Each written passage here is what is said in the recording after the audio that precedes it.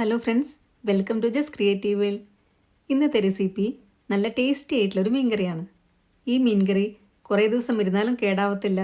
പണ്ട് കല്യാണത്തിനൊക്കെ പോകുമ്പം നല്ലൊരു മീൻകറി കിട്ടുമായിരുന്നു. നല്ലപോലെ കുറുകിയ ചാറും കറക്റ്റായിട്ട് ഉപ്പും പുളിയൊക്കെ പിടിച്ചിട്ടുള്ള നല്ലൊരു മീൻകറി. അതേ മീൻകറിയുടെ ടേസ്റ്റിലാണ് ഉണ്ടാക്കിയിട്ടുള്ളത്. ഇതിരിക്കും തോറും ടേസ്റ്റ് കൂടി വരും. കപ്പയുടെ കൂടെയും ചോറിൻ്റെ കൂടെയൊക്കെ നല്ലൊരു കോമ്പിനേഷനും കൂടിയാണിത്. ഇതിന് കല്യാണ മീൻകറിയുടെ ടേസ്റ്റ് വരാനുള്ള കുറച്ച് ടിപ്സും കൂടെ ഞാനിവിടെ പറയുന്നുണ്ട്. അപ്പോൾ നമ്മൾക്ക് നോക്കാം ഇതെങ്ങനെയാണ് ഉണ്ടാക്കുന്നതെന്നുള്ളത്. അതിനായിട്ട് 1 കിലോ മീനാണ് ഞാൻ എടുത്തിട്ടുള്ളത്. ഏതുതരം മീൻ വേണമെങ്കിലും എടുക്കാം. ഞാനിവിടെ അധികം മുള്ളില്ലാത്ത ടൈപ്പാണ് എടുത്തിട്ടുള്ളത്. നെയ്മീനാണ് എടുത്തിരിക്കുന്നത്. ദശയുള്ള മീനാണെങ്കിൽ കുറച്ചും കൂടെ ടേസ്റ്റ് ഉണ്ടായിരിക്കും. ഇനി ഒരു മൺചട്ടി അടുപ്പത്ത് വെച്ച് അതിനകത്തേക്ക് ആദ്യമേ തന്നെ 2.5 ഗ്ലാസ് വെള്ളം ഒഴിച്ചു കൊടുക്കുക. ചൂടുവെള്ളം വേണമെങ്കിൽ അങ്ങനെ ഒഴിച്ചു കൊടുക്കാം.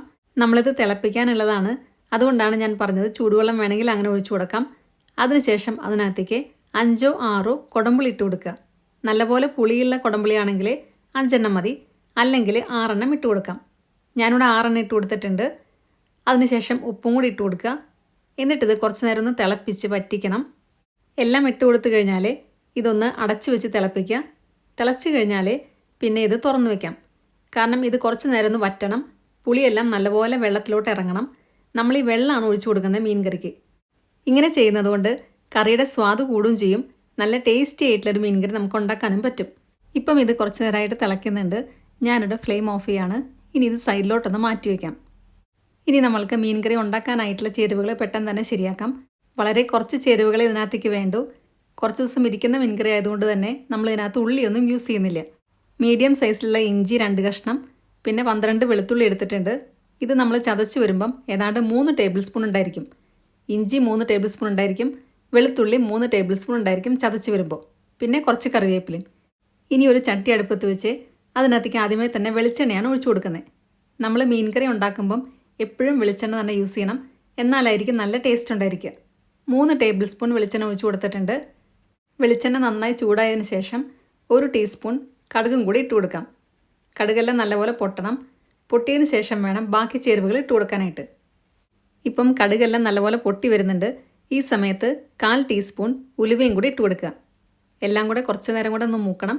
അതിനുശേഷം നമ്മൾക്ക് ഇതിനകത്തോട്ട് നമ്മൾ നേരത്തെ ചതച്ച് വെച്ച വെളുത്തുള്ളിയാണ് ഇട്ട് കൊടുക്കുന്നത്. ഇത് ഏതാണ്ട് 3 ടേബിൾ സ്പൂൺ വരും ചതച്ച് കഴിയുമ്പം. അതിട്ട് കൊടുക്കുക. അതിൻ്റെ ഒപ്പം തന്നെ ഇഞ്ചിയും കൂടി ഇട്ട് കൊടുക്കുക. ഇതും ചതച്ച് കഴിയുമ്പോൾ ഏതാണ്ട് 3 ടേബിൾ സ്പൂൺ വരും.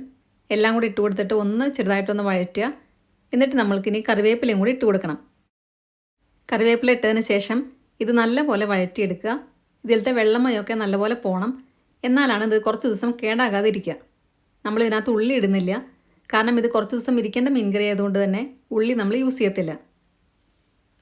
ഇപ്പം ഇത് നല്ലപോലെ വഴന്നു വന്നിട്ടുണ്ട്. ഈ ഒരു സമയത്ത് നമ്മൾക്ക് ഗ്യാസ് ഓഫ് ചെയ്യാം. കാരണം ഇത് ചട്ടി ആയതുകൊണ്ട് ഭയങ്കര ചൂടായിരിക്കും.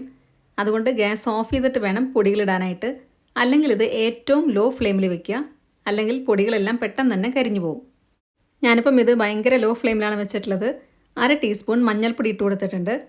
അതിനുശേഷം കാശ്മീരി ചില്ലി പൗഡറും സാധാരണ മുളക് പൊടിയും കൂടെ മിക്സ് ചെയ്തതാണ് ഞാൻ ഇട്ട് കൊടുക്കുന്നത്.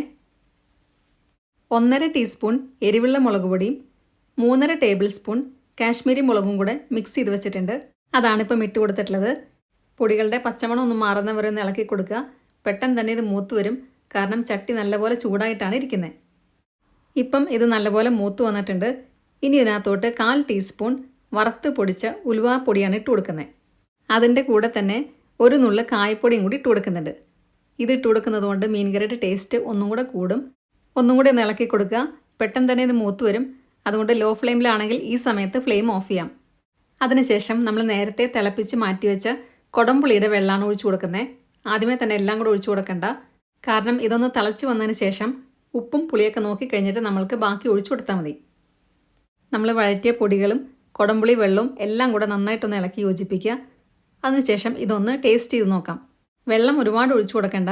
അതുകൊണ്ട് ഞാനിവിടെ 2 പുളിയും കൂടി ഇട്ട് കൊടുക്കുന്നുണ്ട്. നമ്മൾ മാറ്റി വെച്ച പുളിയിൽ നിന്ന് 2 പുളിയാണ് ഇട്ട് കൊടുക്കുന്നത്. ഒരുപാടൊന്നും ഇട്ട് കൊടുക്കുന്നില്ല. ഈ സമയത്ത് തന്നെ ഉപ്പും കൂടെ നോക്കുക. നമ്മൾ പുളി തിളപ്പിക്കുമ്പം ഉപ്പിട്ട് കൊടുത്തിട്ടുണ്ടായിരുന്നു. അതുകൊണ്ട് നോക്കിയിട്ട് ആവശ്യമാണെങ്കിൽ പിന്നെ ഇട്ട് കൊടുത്താൽ മതി. ഞാനിപ്പം നോക്കിക്കഴിഞ്ഞപ്പം കുറച്ച് കുറവാണ് ഉപ്പ്, അതുകൊണ്ട് കുറച്ചും കൂടി ഇട്ട് കൊടുക്കുന്നുണ്ട്. ഇനി ഇത് നല്ലപോലെ ഒന്ന് തിളച്ച് വരണം. തിളച്ച് വന്നതിന് ശേഷം വേണം നമ്മൾക്ക് മീൻ ഇട്ട് കൊടുക്കാനായിട്ട്. ഇപ്പം കറി നല്ലപോലെ തിളയ്ക്കാൻ തുടങ്ങിയിട്ടുണ്ട്.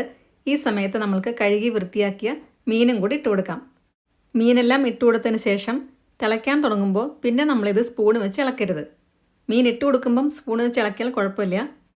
ഇപ്പം മീനെല്ലാം ഇട്ട് കൊടുത്തിട്ടുണ്ട്. നമ്മൾ ഒഴിച്ചു കൊടുത്ത വെള്ളവും എല്ലാം പാകത്തിനായിരുന്നു. ഞാനിവിടെ പുളി നോക്കിക്കഴിഞ്ഞപ്പം കറക്റ്റായിട്ടാണ് നിൽക്കുന്നത്. അതുകൊണ്ട് ഞാൻ കുടംപുളി എടുത്ത് മാറ്റുന്നുണ്ട്. അല്ലെങ്കിൽ ഇത് തിളച്ച് കഴിയുമ്പം പുളി കുറച്ച് കൂടിപ്പോവും. അതുകൊണ്ട് അതും കൂടെ ഒന്ന് ശ്രദ്ധിക്കുക. കറിയെല്ലാം നല്ലപോലെ തിളയ്ക്കാൻ തുടങ്ങിയിട്ടുണ്ട്. ഇടയ്ക്കിടയ്ക്ക് നമ്മൾ ഇതേപോലെ ഒന്ന് ചുറ്റിച്ചു കൊടുക്കണം. സ്പൂൺ വെച്ച് കുത്തി ഇളക്കരുത്.